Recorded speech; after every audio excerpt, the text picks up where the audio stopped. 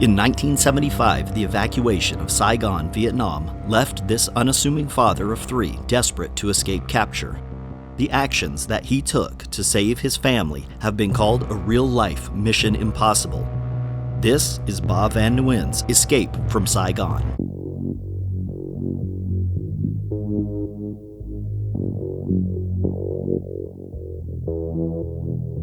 On the morning of April 29, 1975, 6-year-old Mickey hid under a bed at his grandmother's house. He was terrified as he could hear the clatter of machine guns and artillery fire outside. He was in a residential neighborhood in Saigon, now Ho Chi Minh City, and the North Vietnamese had just overrun the city.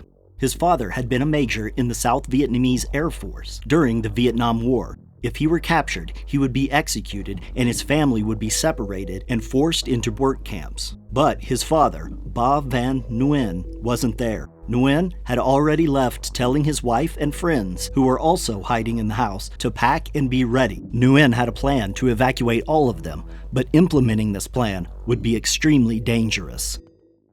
Ba Van Nguyen joined the South Vietnamese Air Force in 1963 at 23 years old.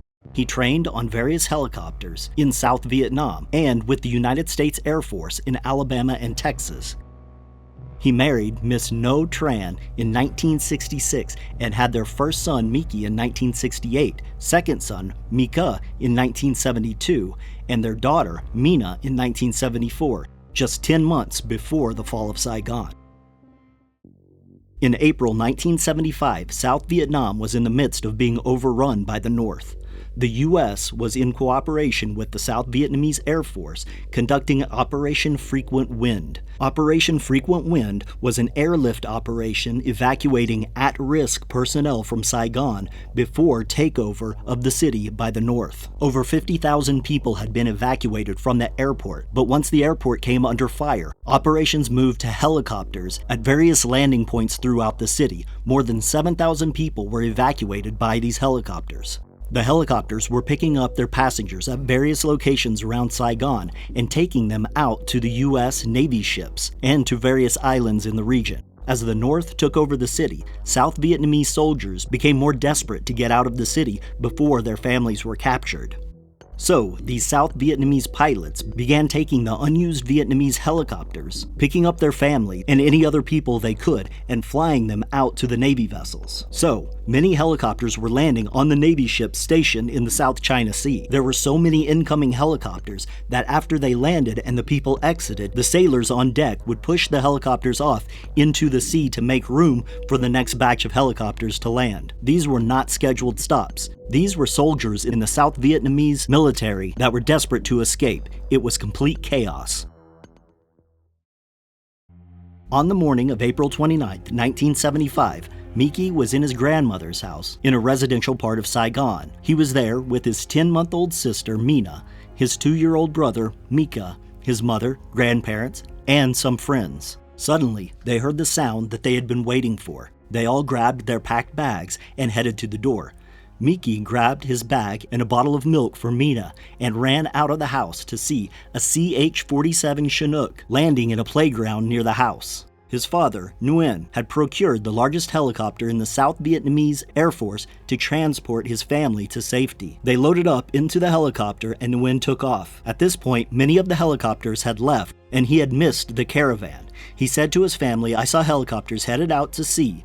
They must be landing somewhere." As he controlled the helicopter into the air, the low fuel warning light came on. He was headed out to sea, low on fuel, with his entire family in the largest helicopter in the Air Force, and had no idea where he was going to land.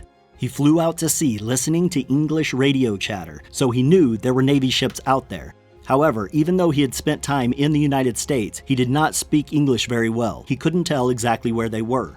He searched the vast China Sea south of the Vung Tau Peninsula with his fuel level slowly decreasing.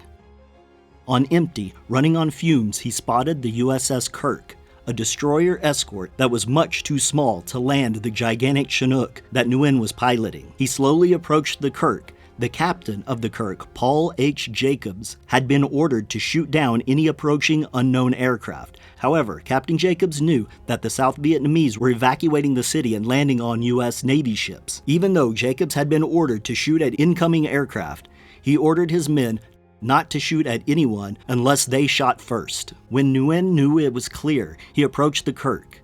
The crew on the deck was adamantly waving him off.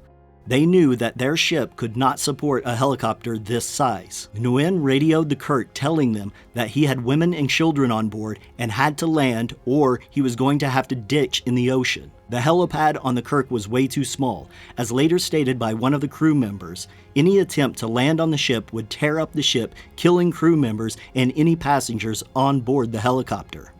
Nguyen radioed back to the Kirk that he would hover and have his passengers jump, have sailors waiting to catch them. Seeing as there was no other option, Nguyen piloted the Chinook to the fantail of the Kirk, keeping the rotor blades just clear of the ship's structure. On the deck was Kent Chipman, also known as Chippy. He was a young 130-pound shipman that was looking up at this giant helicopter as the passengers stood on the edge ready to jump. As 6-year-old Mickey stepped to the edge, Chippy just thought, "This is gonna be bad." Then Mickey jumped, landing in Chippy's arms. Then their mother, No, helped 2-year-old Mika out. He was also caught by a crew member. Next was the baby, Mina.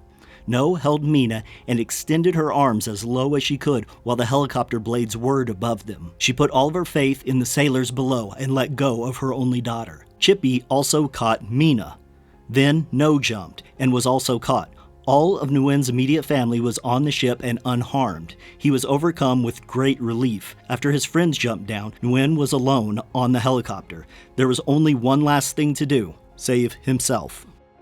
With his fuel all but gone, there was no way he could risk flying to a different ship or to make it to an island. He also couldn't jump off of the helicopter anywhere near the ship, as that would risk the lives of everyone on the deck. His only option was to ditch in the sea. He flew out to a safe distance from the Kirk and began hovering just over the water, with his wheels occasionally splashing in the waves on top. The crew on deck watched carefully until they realized what he was doing. He was removing his shoulder harness, then his flight suit. He was ditching in the water and didn't know how long it would take to be rescued. Knowing that his flight suit would weigh him down, making it difficult to swim, he decided to take it off before ditching. According to the Kirk crew and the Navy pilots, the control he maintained over the Chinook was remarkable.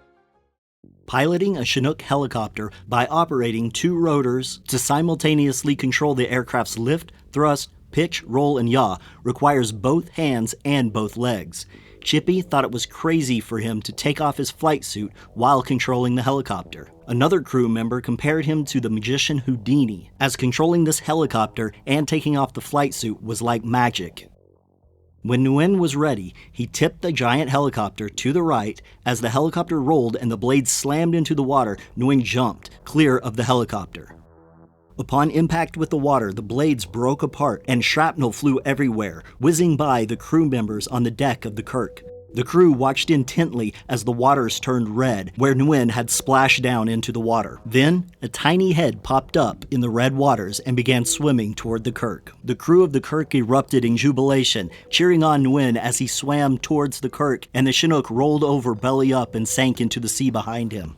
The crew of the Kirk immediately ran a motorboat out to pick up Nguyen and found that the red in the water was simply hydraulic fluid from the Chinook. They picked up Nguyen and brought him back to the Kirk. He was laughing and joking with them as if nothing had happened. The USS Kirk received 157 South Vietnamese refugees. There were many other ships in the South China Sea that did as well. Ba Van Nguyen and his family were transported to Guam, Hawaii, then eventually Camp Pendleton in California.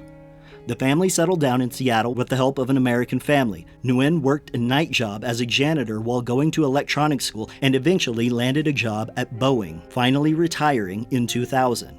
His son, Miki, gifted him the red boxer shorts that his father was wearing when he jumped from the Chinook into the South China Sea. In 2010, the crew of the USS Kirk had a reunion, and the Nguyen family attended, all except for Mika, who sadly passed in 2003 of a brain hemorrhage. As for the others, Nguyen was in a wheelchair at that point.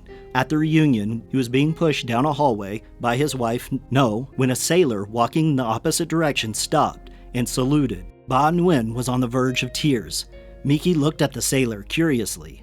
"I was the one who caught you," Kent Chippy Chipman said. Then he saw Mina, who was now a grown woman. "I was so proud. I don't have children, but it was like seeing your own long-lost daughter all grown up. She did well for herself," Chippy said. At the reunion, Nguyen was awarded an Air Medal for bravery. Ba Van Nguyen passed from Alzheimer's in 2013. He once told the story of his escape to a Vietnamese language newspaper, but told the story in the third person as to not let them know that he was the pilot and the father in the story. His son, Miki, commented on this, saying he didn't want to brag, but he knew he did a badass thing. Miki Nguyen has a YouTube channel that has live footage of the events of this story. A link is in the description, and I encourage you to check it out. This is True Tragedies. Please like, leave comments, and subscribe. Thanks for watching.